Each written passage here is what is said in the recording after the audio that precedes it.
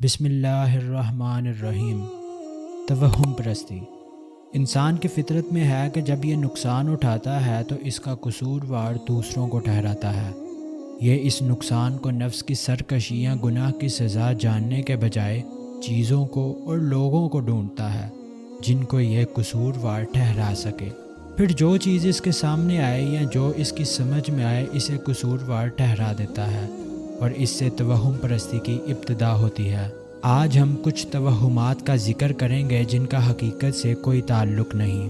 اگر پرندے اڑ کر دائیں طرف جائیں تو یہ اچھا ہے، اگر بائیں طرف جائیں تو یہ اچھا نہیں ہے۔ اگر شیشہ ٹوٹ جائے تو کچھ برا ہونے والا ہے۔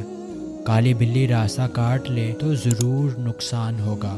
اگر خرگوش راستے سے گزر جائے تو یہ علامت ہے کہ کچھ اچھا ہونے والا ہے۔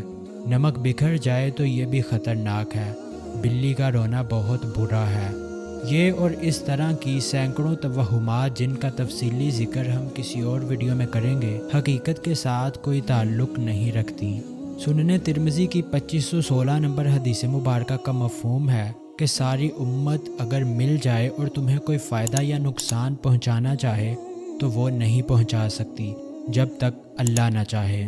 تو ایسے میں ایک مسلمان یہ کیسے سمجھ سکتا ہے کہ اسے فائدہ یا نقصان کسی چیز کی وجہ سے ہوا؟ سورہ شورى میں ایک مقام پر اللہ تعالیٰ فرماتے ہیں، تمہیں جو بھی کوئی مصیبت پہنچتی ہے تو وہ تمہارے اپنے کیے ہوئے کاموں کی وجہ سے پہنچتی ہے، اور بہت سے کاموں سے تو اللہ درگزر کرتا ہے۔ اس سے صاف ظاہر ہوتا ہے کہ نقصان کسی چیز کی وجہ سے نہیں ہو سکتا۔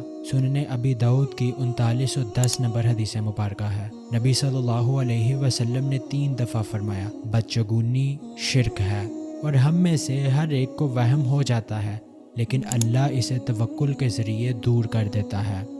یہ اور اس طرح کی سینکڑوں آیات اور احادیث ہمیں ملتی ہیں جن سے یہ بات روز روشن کی طرح واضح ہو جاتی ہے کہ توہمات کا حقیقت کے ساتھ کوئی تعلق نہیں۔ اللہ آپ کو اور مجھے اسلام کے مطابق زندگی گزارنے کی توفیق عطا فرمائے، آمین۔